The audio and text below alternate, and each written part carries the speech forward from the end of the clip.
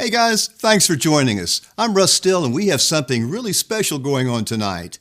Whether you're already a remote pilot or you're studying for your Part 107 exam, your goal is probably to build a highly successful drone company.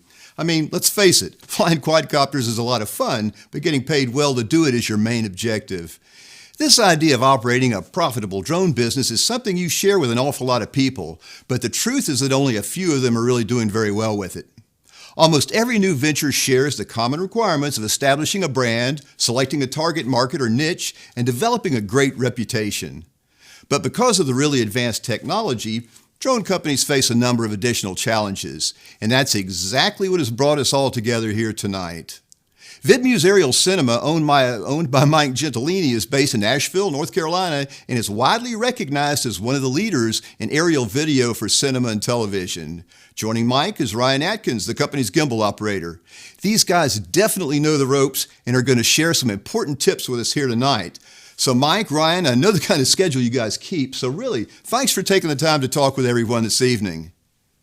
Sure thing, Russ. Thanks for having us. Well, glad to do it. This is going to be a very exciting evening. We've got a lot of stuff to talk about, but to set the stage, let's first learn a bit about you guys individually. Ryan, why don't you tell us a little bit about your background, and then Mike, you can follow on and give us your rough bio.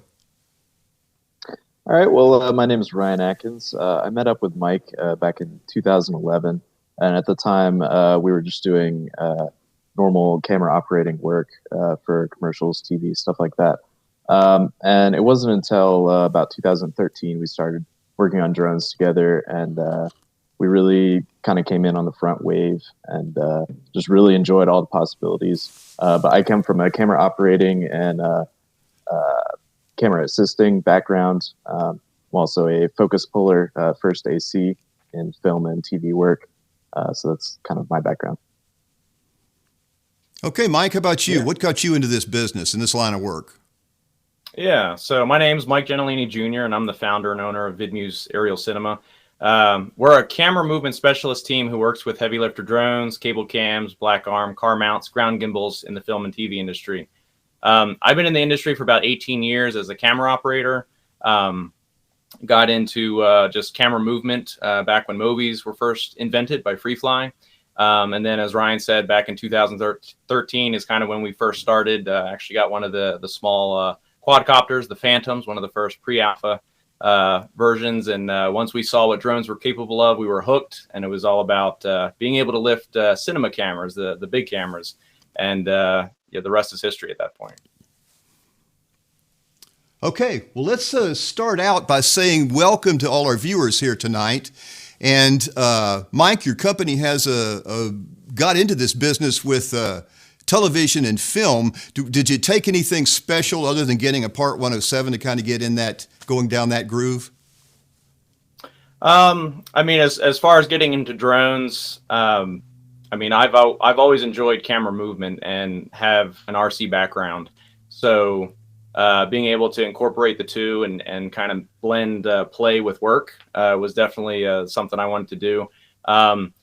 There was a lot of just trial and error, all self-taught kind of thing. And obviously, once 107 became available for us to do it commercially, now that they've legalized it and made it more straightforward, yeah, I mean, we've done a lot of things to try to stay ahead of the curve, as Ryan has said.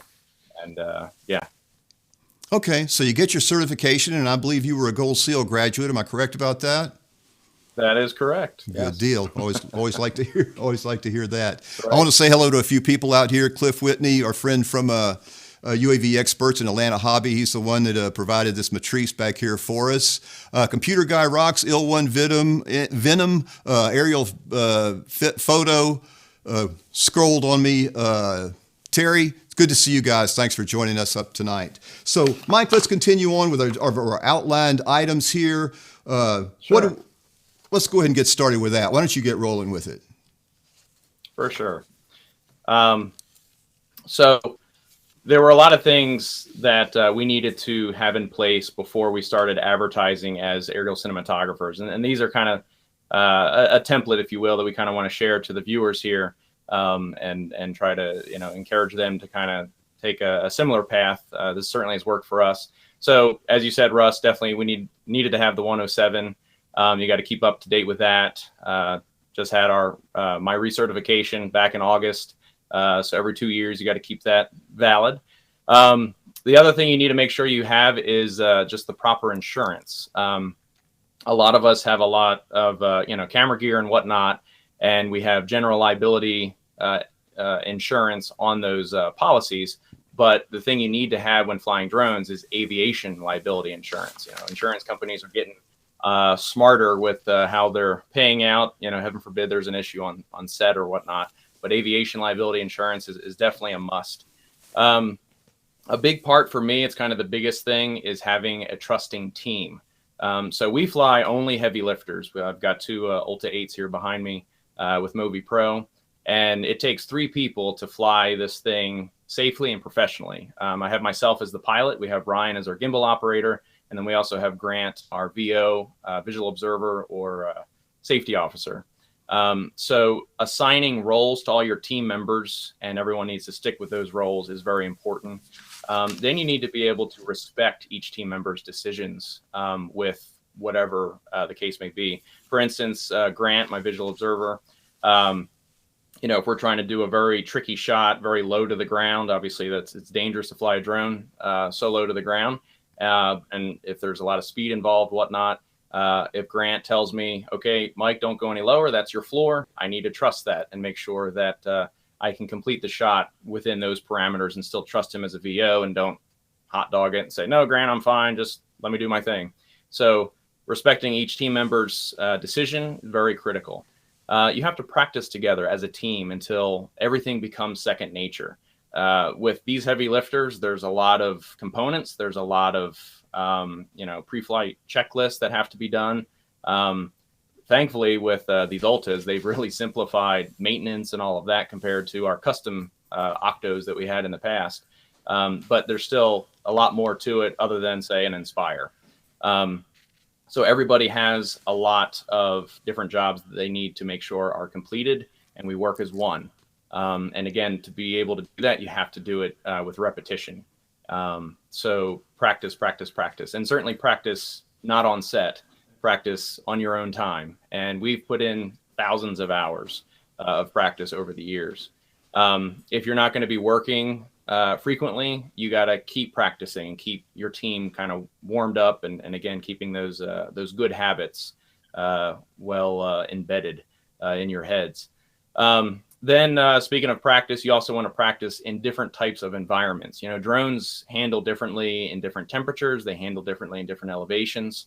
If you're flying in 50-degree temperatures versus 90-degree, your drone will fly better in the 50-degree temperatures because the air molecules are more dense. So the drone's thrust can push off the air better because it's thicker.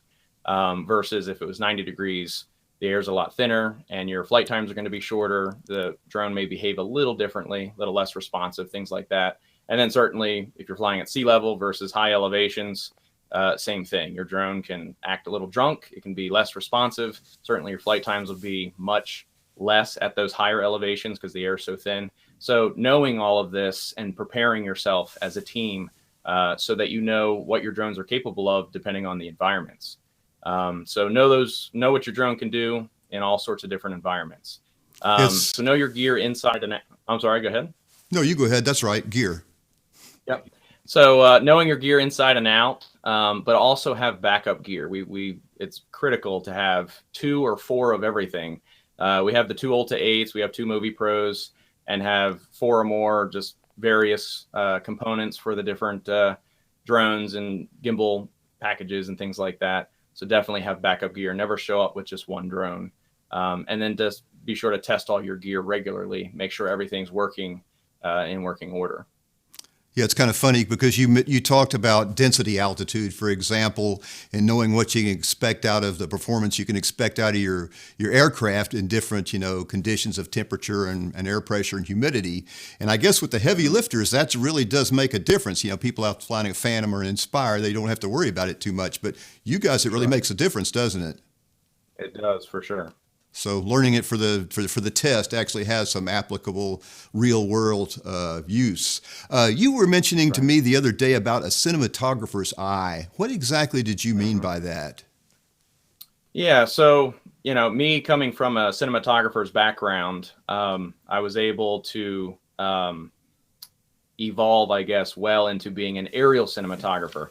The difference between the two is, you have to think in 3D space. A lot of cinematographers nowadays, if they're not familiar with drones or work with drones on an everyday basis, they don't think about all of the movement that can be done with drones. I mean, it's the creative ability, and you're in the sky, so the sky's the limit, pun intended. And to know that your drone is moving on three different axes. You've got your elevation changes, your pitch forward and back, your slip left and right or roll left and right, and then your gimbal has three additional axes. So you've got 6 axes to work with, and to be able to know proper camera blocking as far as camera framing and things like that. Ryan and I, we call it the dance, where we have to just coordinate ourselves and work as one. So it's very important to know that. Your lens choices, we fly all sorts of different lenses, from wide angles to long telephoto lenses, and things change. A long lens, your flight characteristics, you're going to have to change the way you fly as a pilot. You have to fly much slower, more methodic-like. It's no sudden moves kind of thing. And so this takes practice, and you want to be familiar with the look and the way these lenses are. But you also need to know, as an aerial cinematographer, how to make a shot dynamic, but don't overcomplicate the shot. It's very easy to overcomplicate, because again, you just want it to be as wowy as can be, and blow people away. So you got to think that through and know what works. Yeah, and Ryan, your work fascinates me because Mike's out there doing most of the flying, but you've got so much really high-tech gear to deal with. You've got to have some comments about, having this cinematographer's eye and being aware of what to use when, and keeping track of good situational spatial awareness. Right. And something that I'll definitely add is, I think even if you're doing a one-man setup or you're doing a two-man setup, even I think the pilot needs to be aware of the cinematographer's eye and needs to look into some aspects of cinematography, how to move the camera, how to frame, simple rules of cinematography, like Mike was saying, the lenses, how to use those to your advantage, depending on what you're shooting, what style. So I think that there's definitely kind of a learning curve to all that for people who may be on the more technical side, maybe more remote pilot background. But I think you definitely need to combine the two to really unlock all the potential the aerial cinematography has to offer. And, even if you're not doing film and TV, more cinema type stuff, even if you're just doing, car lots and, real estate work, you can still benefit from understanding these certain basic principles, rule of thirds and, simple stuff like that can really, improve and set you apart from all the rest. Yeah, a lot to it. It's not a simple thing. Well, I think many people have come here tonight to hear some wisdom from you guys about how to attract clients. That tends to be a topic that is really of interest for just about everybody in this drone business. I'd like to start out with professionalism, but before we start that, I want to kind of switch things around, Mike, and let's go over the website issues first. And I bring this up because Gold Seal is putting out a new drone business bootcamp course, and I want to show you a clip about websites and building SEO and attracting people. So let's take a look at that, and then after that, let's come back and just talk about professionalism in general.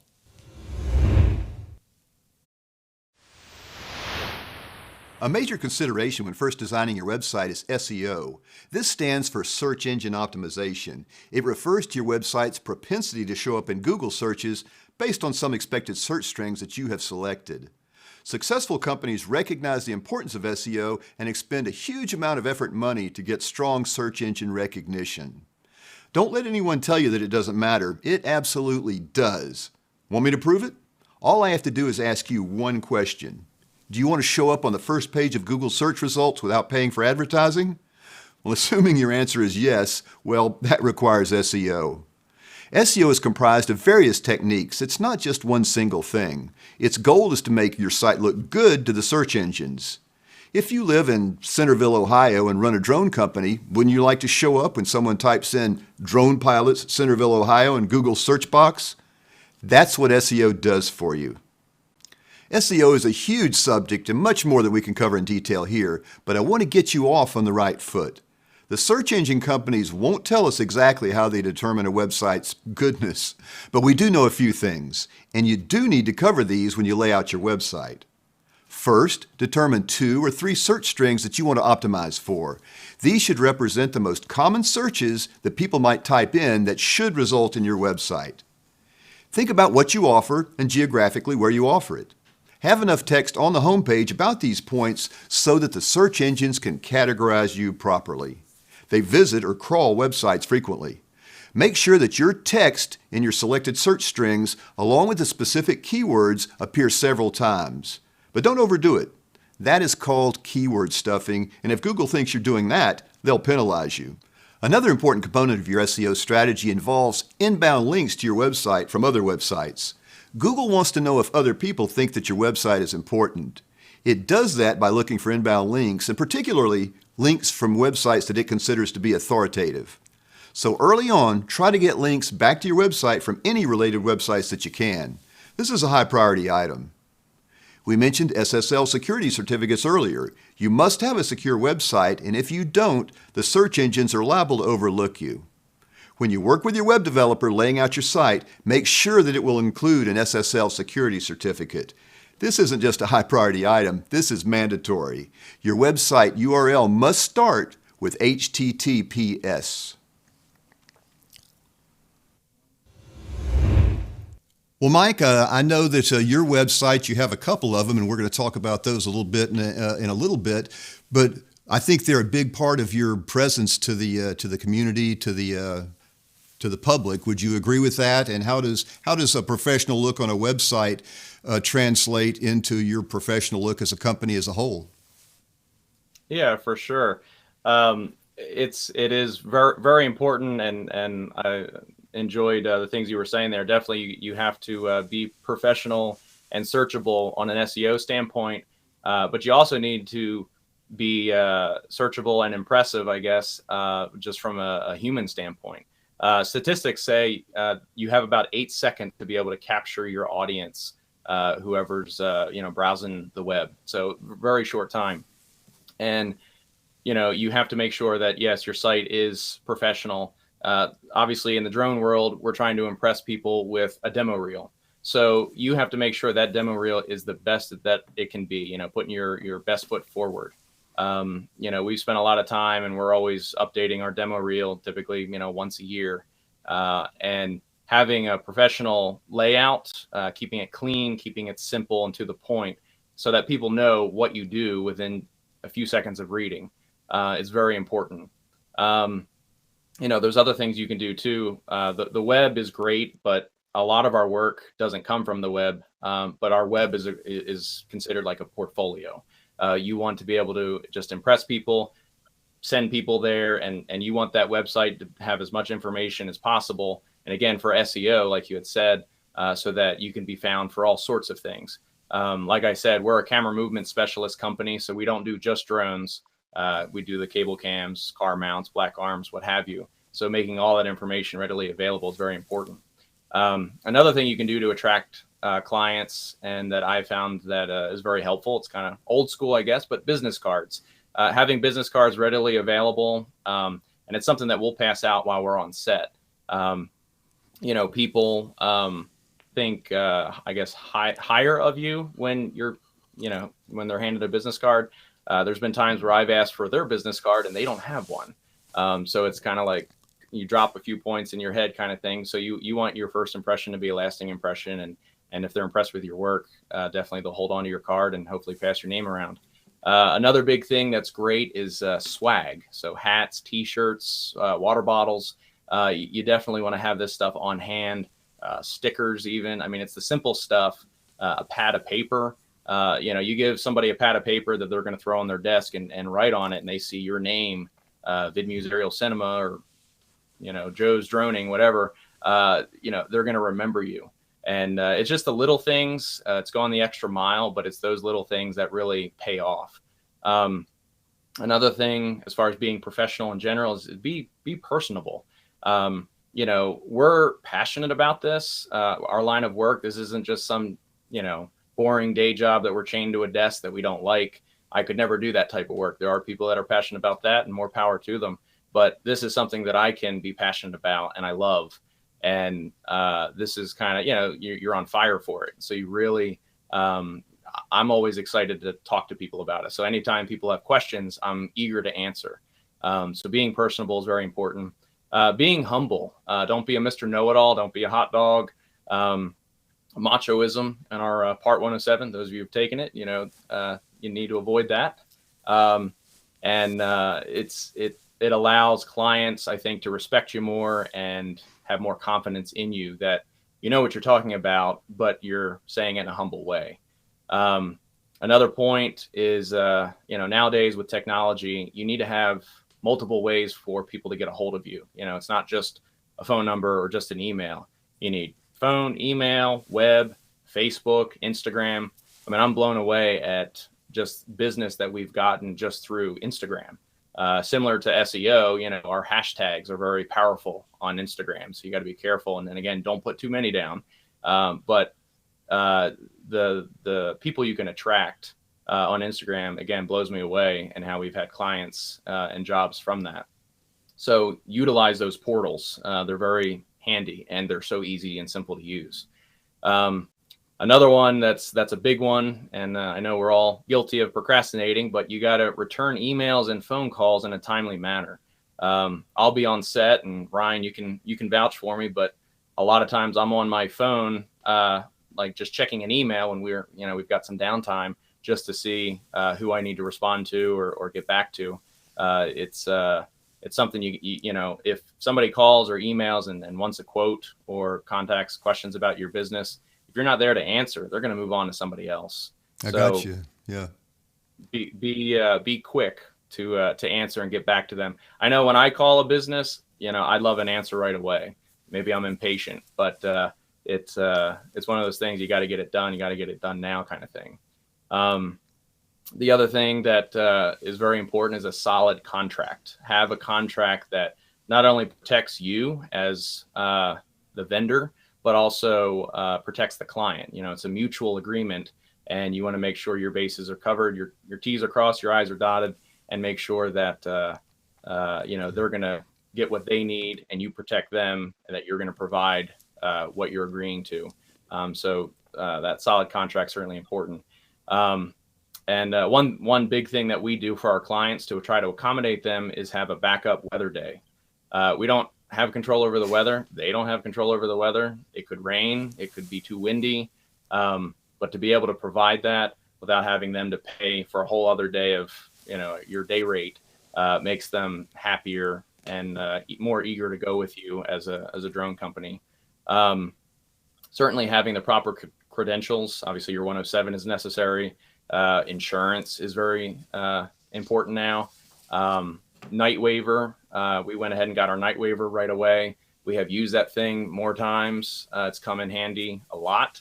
So having that is very important. And then also the Department of Transportation is actually getting involved, funny enough. But the DOT here in North Carolina, for commercial pilots, we're required to have a DOT drone permit. And it's just, you go online, take a simple test with them, and then they get you a printout card that you're supposed to print out, laminate, throw it in your wallet. You got to confirm and make sure whatever state you're flying in that you have the required credentials. And then the last thing on this topic is reputation is key. People talk. They're going to either say great things about you or terrible things about you. So you want to make sure that when you're on set with them, that you're as professional as you can be. Never show off. Again, don't hot dog. if your client's experience was awesome, they will hire you again and they will tell others about their experience with you. 9 times out of 10, the stories that I hear from clients, other drone stories, they're terrible, like terrible experiences or problems, and they lose faith in drones. So, you know, it kind of hurts us as a whole, as a group, as an industry. But, you know, you want to be able to shine, do the best you can for your clients so that their experience with you can be the best that it can be. And then use and grow the people network. I would say like 80% of our work comes from word of mouth. Very little comes from the web. Very little comes from advertising. It's all about your reputation, and it will follow you. So very important things, Yeah. certainly. So, yeah. Well, Ryan, how about you? Do you have some things to say about, getting business in, be it from talking to word of mouth, things like this? Do you have any comments to add to this? This is something that's really important to a lot of people, and you guys seem to have mastered it. Right. Well, I mean, to me as a cinematographer, the number one thing that I look for when I see other people's work is the demo reel, like Mike said. And I would just mention that, it's a place where a lot can go wrong. A lot of people have a demo reel that is not as attractive as it should be for various reasons. A couple things that I would suggest is for people who are just starting out, even though you may not have any jobs under your belt or just a few that may not be very impressive, to go out there and make your own content for your demo reel. Some people may see that as like cheating per se because you're not getting paid, but a demo reel is really just show capable of. And to me, it doesn't matter if you got paid for it or not, as long as you did it. So I remember back in our early days, we would go out and we would just try to find shots that were compelling, just creative things that set us apart from other people. So, spend some of your time doing that. Just get a portfolio together, so to speak, as Mike was saying, because that's something that's really important. On the flip side of that, I would say something that I feel very passionate about, and Mike can attest to this anytime that it pops up in somebody's demo reel, is never include shots that you did not shoot. A lot of people decide that they want to, if they shoot part of a commercial, if they have some aerial shots or whatnot that's in a commercial, they'll stick an entire 30-second commercial or 15 seconds in their demo reel, and they may have a 2-second shot in there. And to me, that's not only is it unattractive, but it also can be confusing, and it's just not really something that I think is the most appropriate use for your demo reel. So I think, keep it to the shots that you yourself actually shot. And, if you want to include those full projects, because context, is a good thing, especially for specialty work like aerials, have those on your website, but separate it from your demo reel so that people aren't like, wow, they shot this entire, 30-second commercial. Good for them. When it's just a small piece of it. Yeah, you really do have to look good. I mean, people think they're hiring a professional company. It's very important that you put your best foot forward and be ethical about it too. Obviously not try to pass off other people's work. We've got another clip from our Drone Business Boot Camp regarding marketing in general. So let's give that one a quick roll.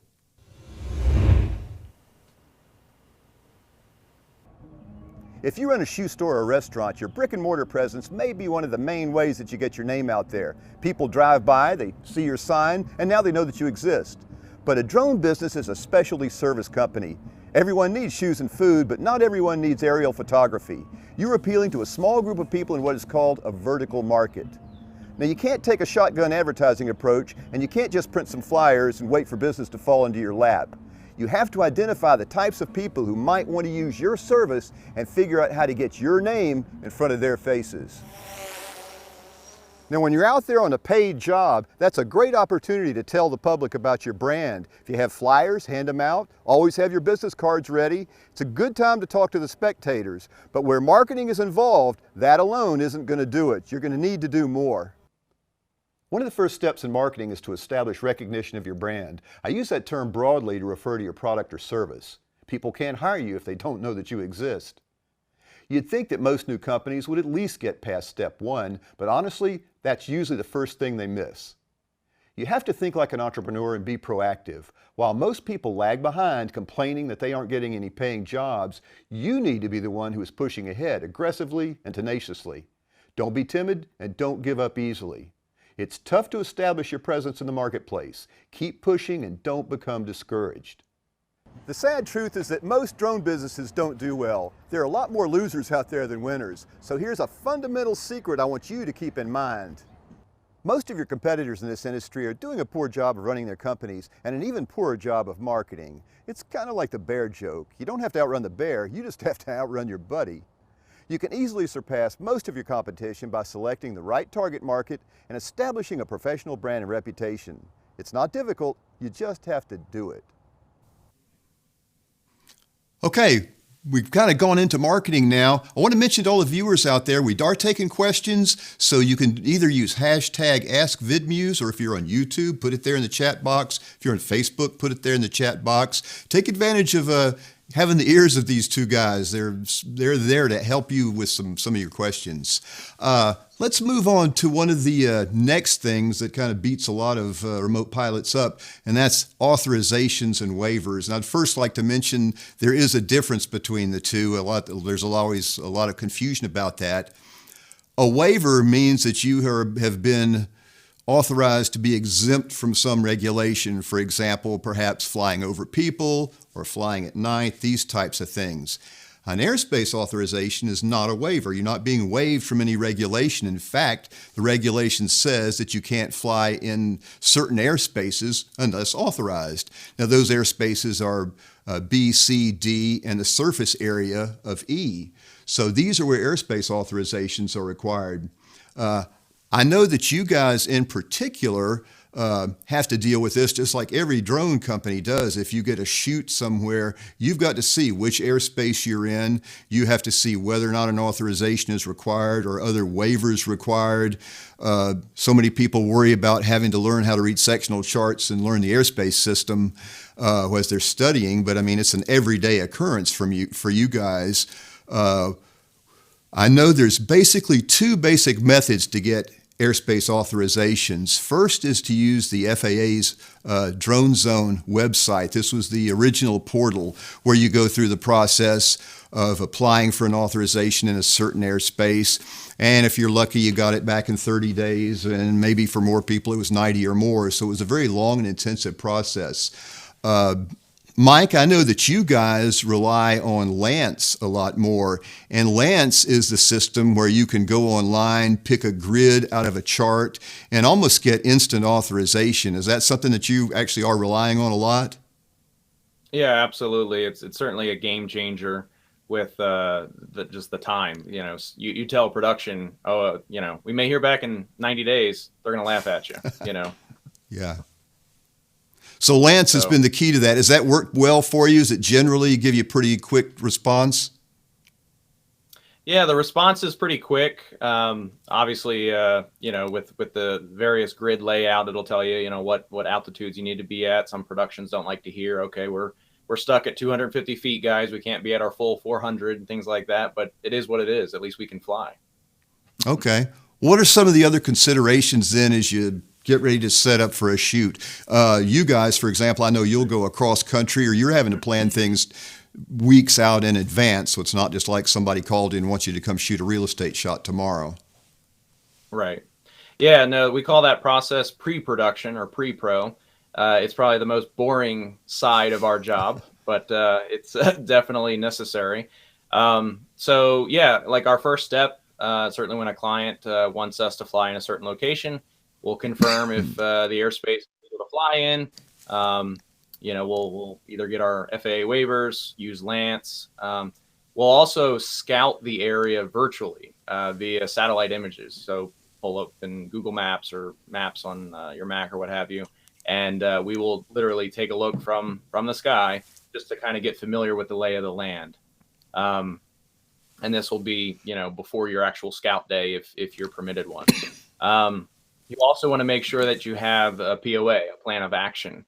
A lot of times from satellite images, I can see, roughly where, my flight paths would be depending on the shot that they're needing, where my LZs, landing zones are going to be, things like that. You want to kind of have all that in your head ahead of time. The other big thing that a lot of people in this industry don't seem to do, because there's certainly a lot of laws and rules to follow, you got to educate your clients on these laws and restrictions. No flying over the general public. A lot of people don't know that. Producers are getting smarter every day, which is good. But sometimes you still need to educate them a little bit because laws are constantly changing or tweaking. So you want to make them aware of it. Certainly your 400-foot AGL ceiling, you can't go over that without a waiver.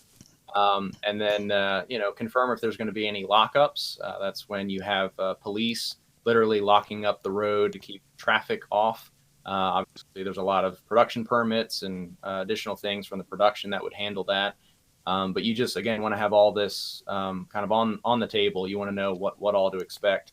Another one is no fly zones in national parks. If a client knows that the location's nowhere near an airport, they think, okay, well, we're safe to fly.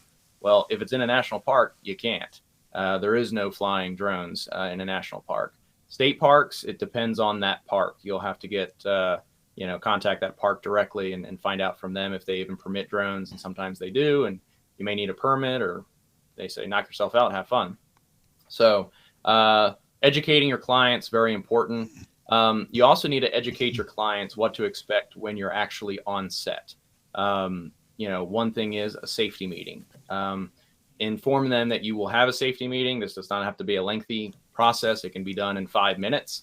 But this is where you basically are addressing the entire crew, everybody on set, what to expect, where your emergency LZ landing zones are going to be.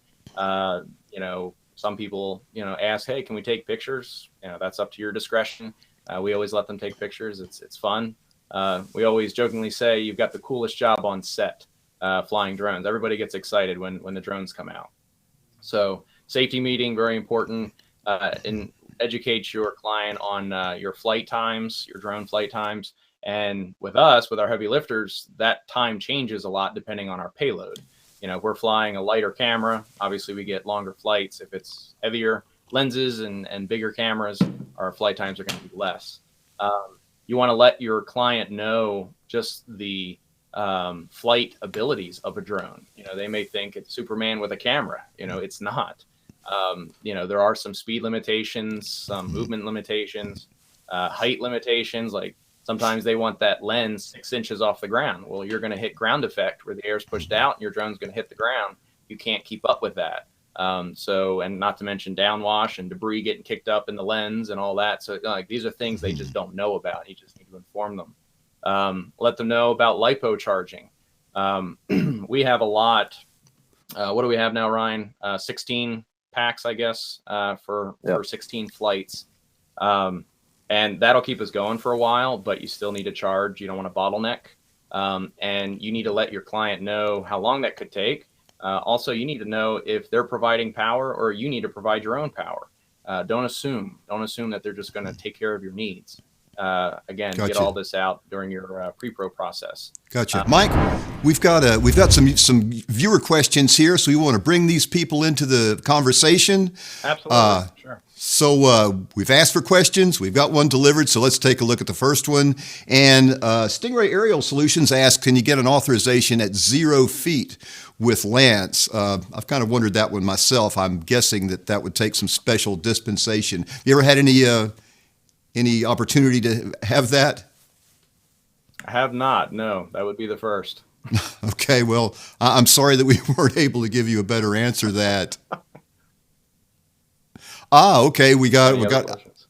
I hear that it's been done with the Discovery Channel. So go to our Facebook group at Gold Seal Part 107 Pilots, and let's talk about that some more tomorrow. Okay, let's continue on. We talked about the safety meetings. Ryan, do you have anything to add about that? I mean, before air shows, there's always a pre-flight briefing. Anytime you bring together a bunch of aircraft, dangerous pieces of machinery and people, there needs to be safety. So any more comments from your perspective about that?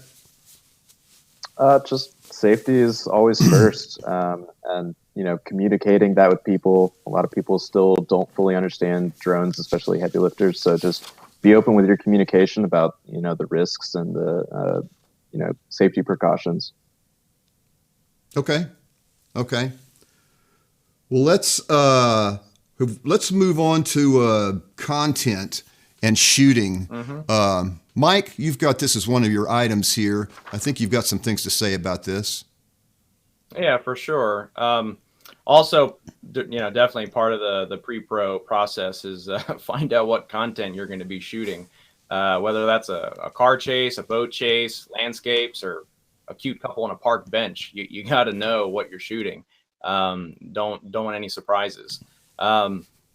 With us, because we have various camera packages that we would fly and various lenses, you got to confirm all that with the client or DP. A lot of times we'll have discussions with the DP, a lot of phone calls, but just figuring out what glass can be flown. Sometimes they're going to pull in these 11-pound anamorphic lenses, big Cook lenses. 11 pounds is too much for this drone, the Ulta 8. But a 6-pound anamorphic we can certainly fly. So RA Master anamorphic primes, we have flown those many times. But just figuring all that out, knowing and preparing yourself. Certainly, if you guys are flying Inspires or things like that, it's a self-contained package, and it is what it is. You don't have the flex of camera packages like what we would have. So you also want to confirm, and this is a big one, just whatever their video project settings are, their frame rates, their aspect ratios. You don't want to get on set and start asking questions because you just don't know the answers to that stuff. That is critical stuff that needs to be addressed and known well in advance. As far as your frame rate, is there any over cranking where you're shooting a higher frame rate for some nice slow motion? You need to know all of this ahead of time. You also need to know what the DP's style is. The style of the shot. Obviously, is this an intense scene? Is this a subtle, a calm scene? So depending on like what speeds you're going to be moving at, fast and extreme or slow and methodic like. You also need to know if the DP likes to shoot shallow depth of field. A lot of times with our setups, we'll shoot long lenses and we'll shoot shallow depth of field. Shallow depth is when your foreground and background are blurry, out of focus. And then we have the ability to remotely change that focal distance. We call that fizz, focus, iris, zoom. So we can remotely control all three of those channels or parameters based on whatever the shot requires. Hey, Mike, we've got a video from you guys that actually covered that. Would you like to take a look at it? Absolutely. Go ahead and roll that. Okay. Typically, when we shoot aerials, we are using wider lenses, so a 16 mil, a 24, possibly even a 35, and typically that iris is closed down to allow for deep field of focus. In films, you'll notice with typically longer lenses, the DP will allow for shallow depth of field. And this is where you'll open up the iris, allow more light in, and yes, be able to shoot shallow depth. Now, shallow depth of field is simply when the foreground material, background material is out of focus, and your eyes are naturally drawn to what's in focus. So that's either a person, talent, subject of some sort. The same thing can happen here in the aerial world. So using a longer lens like a 50 mil or an 85, and yes, shooting at shallow depth, you can go ahead and focus on your talent from the air. This is a very cinematic image that you can create. Now, to elaborate a little bit on how to achieve this in the air as far as your shallow depth, you're going to need a couple of things. One is a wireless follow focus, and probably a third person. Now, your gimbal operator typically is going to control the camera movement, and then yes, you would have another person, a first AC typically, who would pull focus, and they would focus on keeping things in focus. So with all of the moving parts, it's very complicated to pull off a shot like this, so it takes a lot of rehearsing. And certainly before that rehearsing, it takes a lot of practice for you and your team to practice while off of the film set. My team and I practice a lot trying to create these shallow depth of field techniques, and yes, the shots are very rewarding when they work out. So get familiar with it. Now, if you have the movie controller and the shot is simple enough for your gimbal op to be able to frame up the shot as well as pull focus, they can certainly do that. If it's going to be more complicated, go ahead and let that third person, the first AC, handle focus.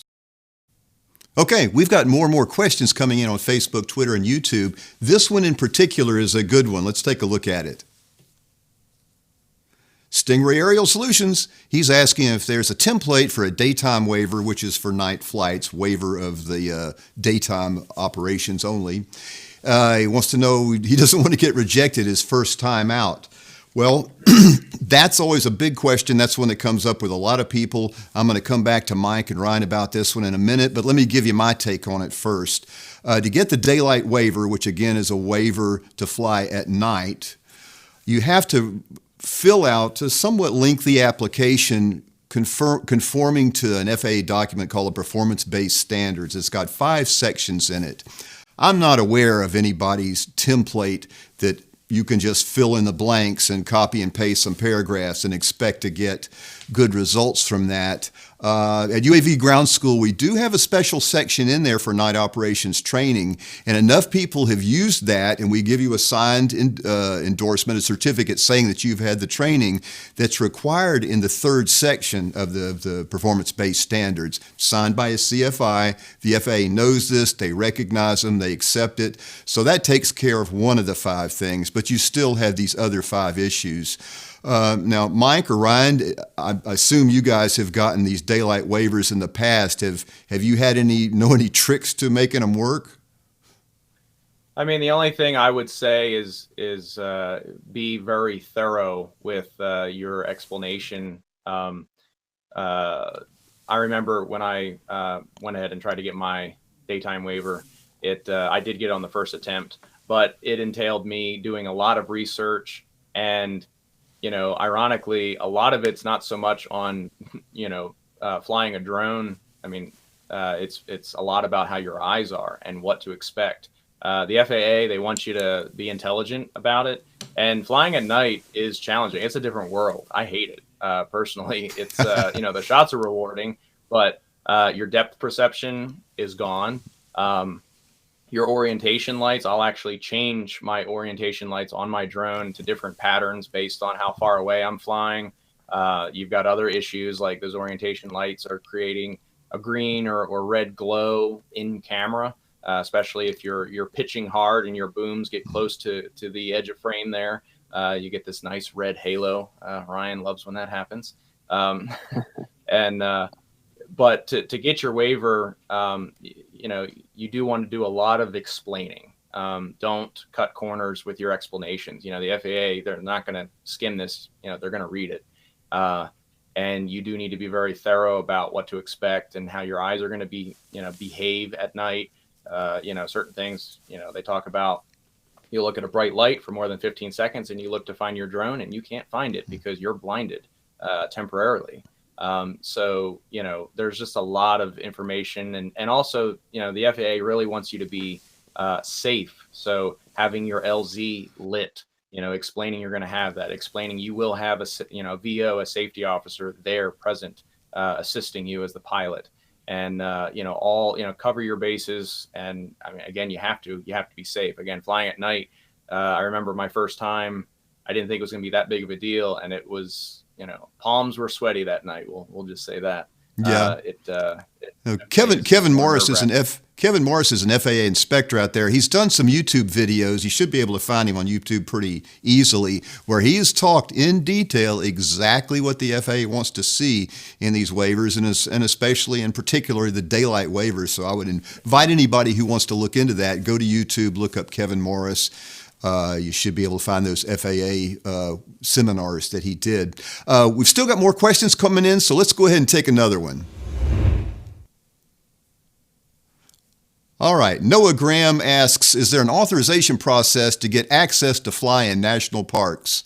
Have you had any experience with that, Mike? Not to my knowledge that there are ways to do that. At this point, I would say no to that. Russ, you may know more than I, but we've never had the request to fly in a national park. We have flown next to national parks, but to achieve kind of the same landscape and whatnot, but we have not flown in them. Yeah, there's a lot of anecdotal stories about people flying into an area like that, a national park or a wildlife sanctuary, animal sanctuary. They're not allowed to take off or land on the park property, so they go outside the park line, they take off, go in, shoot their video, come back out and land. And while that may technically meet the letter of the law in some circumstances, it's still probably not something you would want to try. It's best not to try to go tweak the tail of the dragon in these cases. Right. Let's move on to production, the good stuff. Yeah, for sure. So once all your pre-pro is done and you're getting close for that day of production, the thing that we do very thoroughly is prep your gear days in advance if you can, but be as prepared as possible with that gear. I do a lot of behind the scenes myself where Ryan and Grant don't necessarily have to be a part of. Myself as pilot, I mean, I'm maintaining my drones, gimbals, they need to be checked. It's a payload I'm flying, so I'm responsible for it. Checking all that, checking components, checking cables. There's a lot to do, but have all that done ahead of time. Have everything, including your backups, working. So all your backup drones, don't just assume they're going to work and they're fine in their cases collecting dust. Get them out, put them to work, practice with them. We even try to rotate our drones just so that they're kind of getting an even amount of use. Exercise those backups. Keep an eye on the weather. Weather changes, so you want to check it regularly. In the summer, there's a lot of thunderstorms that happen. If it's going to be windy or not, depending on the wind, we'll fly in about 50-mile-an-hour winds or less. Any more than that, obviously it gets more challenging from a drone's perspective, but the more challenge is keeping footage stable. These heavy rigs, they're heavy, so you've got inertia working with you, but that wind is strong and it'll still push them around. You want to confirm all your last minute details with your client. Just give them assurance that you're good to go. Everything's green lit. And then confirm details with your team. I've made a requirement with Grant and Ryan that when I text them information, they need to give me some sort of confirmation back. Typically, they'll just text copy or got it or Roger, whatever. But just to have confirmation, don't assume that they got your text. We don't always read them necessarily. So keeping good communication with your team is very important. Then with all that out of the way and the day of production has finally arrived, we always make it a point to arrive on set early. A wise businessman once told me it's better to be 30 minutes early than 1 minute late. And again, that's going to influence your reputation. If you show up early, that's more points towards your higher score that you want. You want to make your presence known as soon as you arrive on set. Depending on the production, you may have just the client to work with directly, or you may have the AD, assistant director, that you want to. The AD is the one who's kind of in charge of things on set. So you want to go ahead and put a name with a face, make sure they know who you are, and that once you talk with the AD, you want to go ahead and start asking them, when can we have the safety meeting? You need to address the entire crew. And again, he or she should already know about the safety meeting that needs to take place. A lot of them know and expect it automatically.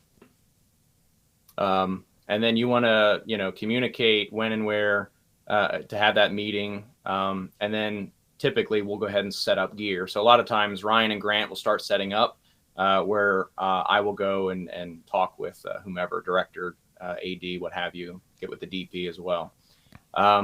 Then you want to make sure when you're on productions, on sets, you want to practice your set etiquette.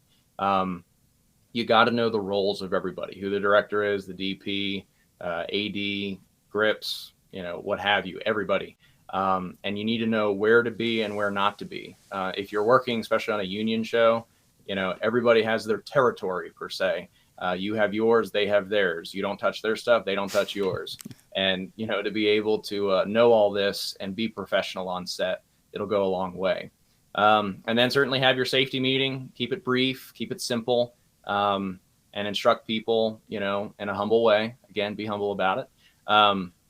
Then you want to go ahead and make sure that, your playback or camera live viewing is, you have Video Village that you can connect with and provide your live feed, and also for playback, it's very important.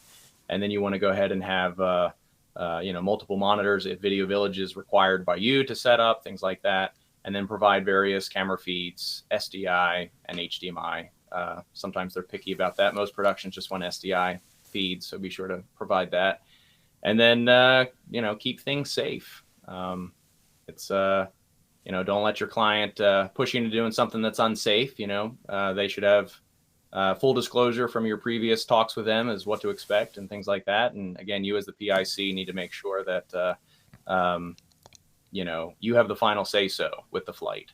And keep communication clear, keep it brief, and have a safe shoot. Gotcha, Mike. Now, you talked about reference monitors. I know we've got another clip from you guys, so let's take a look at that. It's worth looking at. Those of you who don't know, a reference monitor is simply a video feed coming from the camera on the gimbal.